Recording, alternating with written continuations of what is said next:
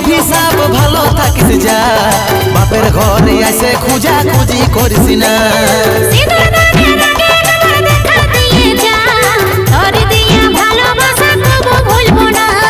বুঝিস নাই রে তুই কেনে